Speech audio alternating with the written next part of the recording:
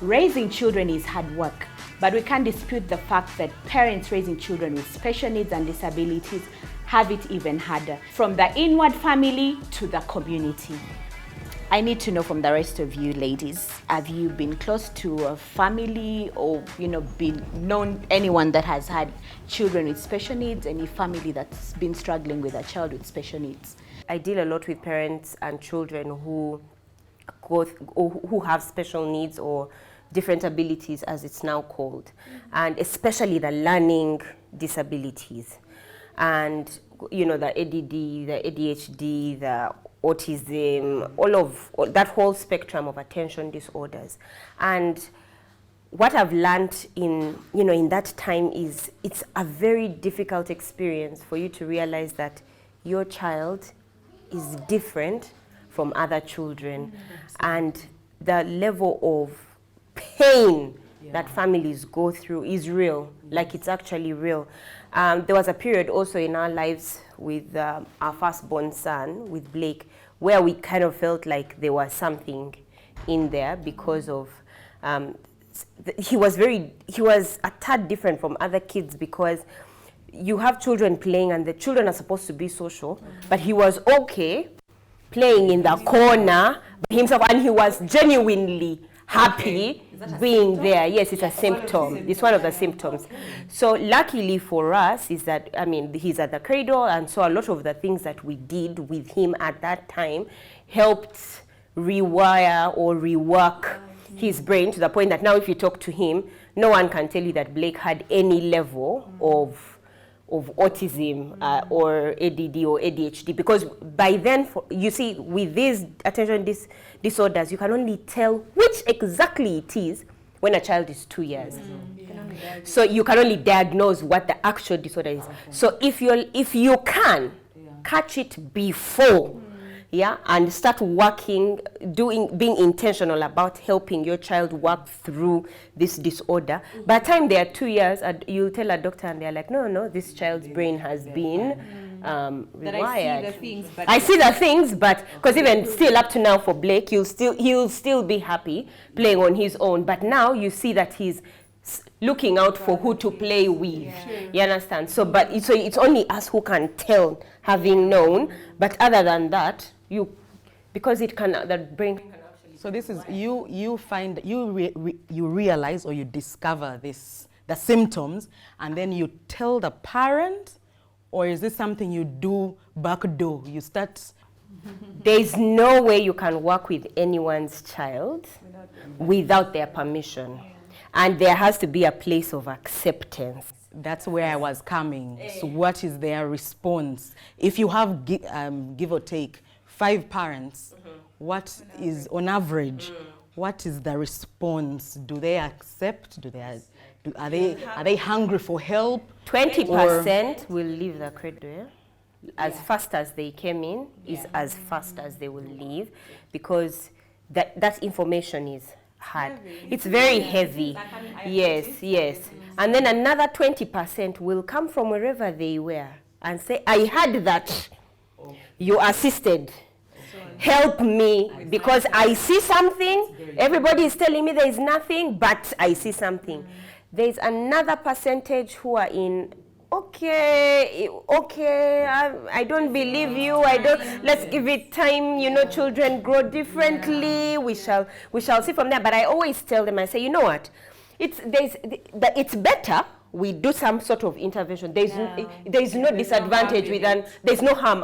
If your child is, there's no negative harm to early intervention, even if your child is actually fine. I would like to tell the story of Matthew's strain. I hope, Mami Kubwa, my sister Kiza, I'll do you proud if I get it right. So the disability I'll speak of is both physical and mental. So Matthew Dudus was born with a disease called Marshall-Smith syndrome, which basically you get the skeleton matures faster than it should, and it starts from inside. So he was born in Belgium to a Ugandan mom and a British father, but nobody ever saw it. They didn't see it even in the scans and everything. But when they came out, definitely something was off, because they usually have big heads, big eyes, protruding teeth, small limbs, and they never walk, right? But his story is so touching because it takes you through the hope of special needs children. It's from my sister that I learned the word, a child is special. Not retarded, no disability. And when you talk about disability or ability, Matthew had the ability to read people's aura. If you were afraid of him, he would never crawl to you, you know. Then he had his drum that, you know, he would keep drumming. Then he loved he loved the sound of a washing machine. For hours he would just fascinated by it. If you spoke to him in French and Luganda, you'd see his response. And he had the most beautiful eyes and beautiful smile. But his parents were told he would not live beyond 2 years. So also the community, as you said, has a big effect on these families, because my sister is not related to these people at all, but they became family. She was studying to be a child psychologist in the UK, and then she met this family, fell in love with this boy, and you know, she was with him this whole period of saying, oh, you know, he won't make it. Matthew lived beyond the 2 years. Matthew died a man because he made it to 18 years. You know, he never spoke, he never talked, you don't eat, you know, they put in the feeding tubes and stuff like that. And of course his chest, he had respiratory breathing, you know, breathing issues. So, but he was such a joy. And to show once again from the parents, because they had their first son, Anthony, then they had Matthew, and they had another. You know, the way people can discourage you, you shouldn't do it or whatever. But they had Peter, and Peter came out perfectly fine. And so this boy, I asked, how did he outlive? You know, because if you're supposed to die at 2 and you die at 18, those are 16 years of grace, you know. And he pulled through, but you know what she always said? It was always love. It was at no point in time did he ever feel, you know, unloved. Then of course the fact that they don't live in Uganda. The system in the UK is built to assist. Then of course his family, he came from a well-to-do family. So when he got to a certain stage where he could not stay at home, they got him into a boarding school in Oxford. Then, you know, they would always include him. I think at 12, he was added to the Make-A-Wish List Foundation, and he got it to swim with the dolphins.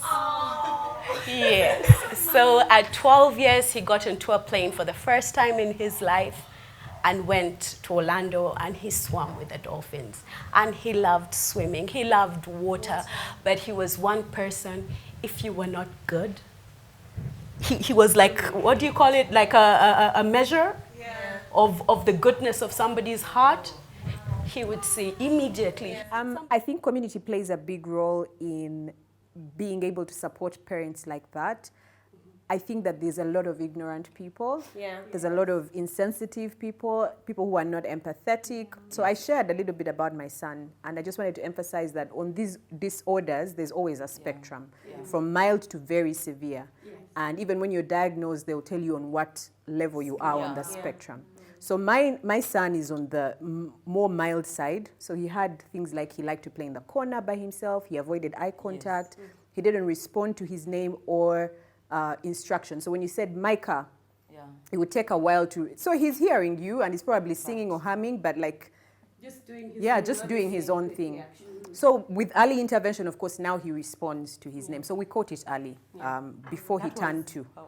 Yeah, before he turned 2. He was towards 2. So it's my mom who noticed some of the signs and said, hey, I think we need to go see a pediatrician. Thank God we caught it early and there's been interventions. But I remember one time we were at the pool and he was playing in the baby pool. And he liked to put the water in his mouth.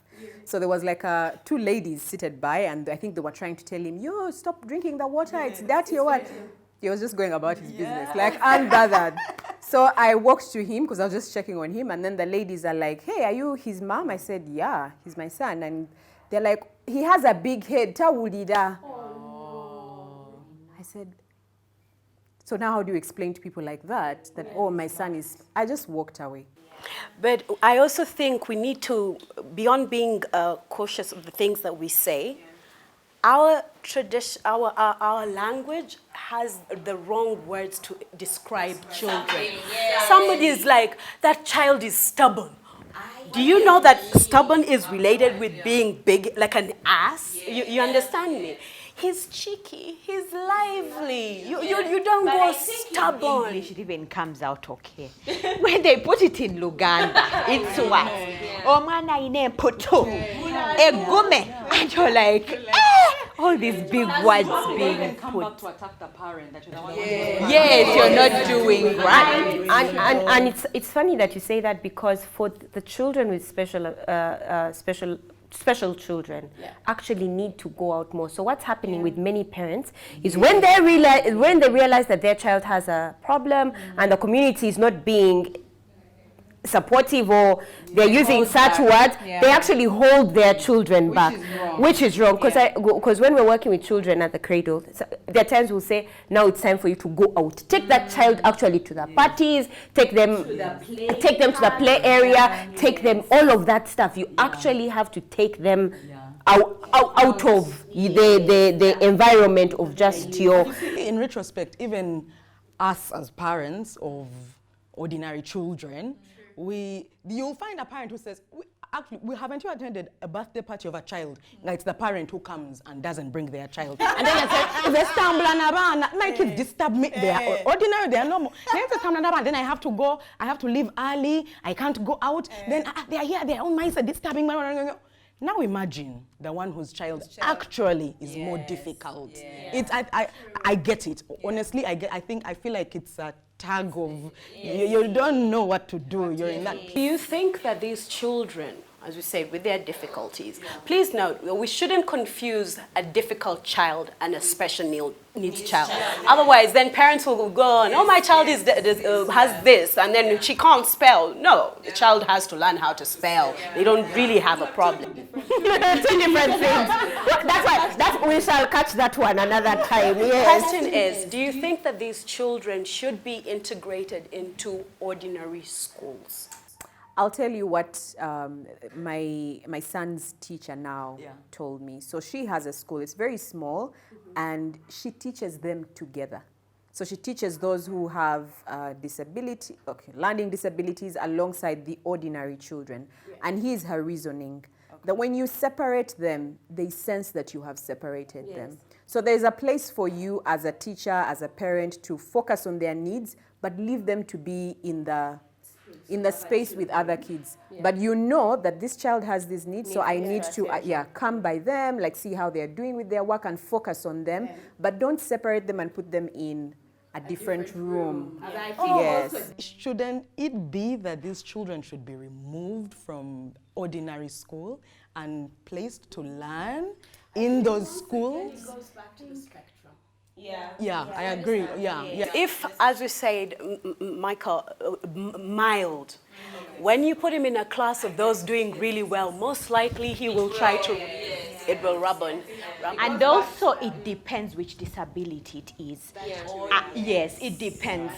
Because there's children that will attack others and you do not want to put them with other, So one of our bump lovers wrote to us. Her name is Fanta Fantastic, and we thought that it would be a good idea to share her story.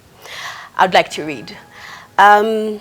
I was 20 years old when I was given the option to leave you in the hospital or to take you. And I made the best decision to take you home. I was 21 years old when I was given the cerebral palsy diagnosis. I was 21 years old when I was told not to make future plans for you. When I was told you would never walk or talk as you have severe cerebral palsy, but I still wanted you, my son.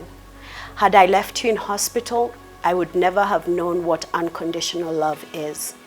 Had I given up on you, I would never have known what my heart in human form looked like. Had I given you up, I would never have been this strong and brave. Had I left you behind, I would never have known the goodness of the Lord. I will choose you over and over and over again.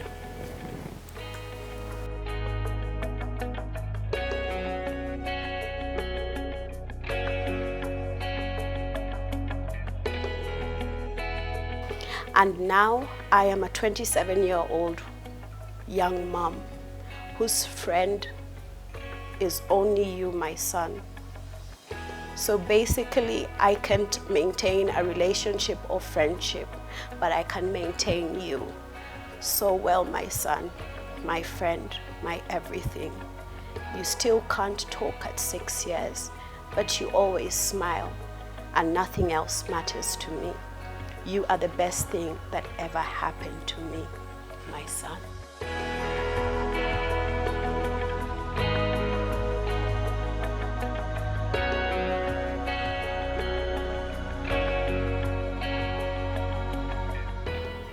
We're sorry where we've let you down as a community and not necessarily understood what you're going through.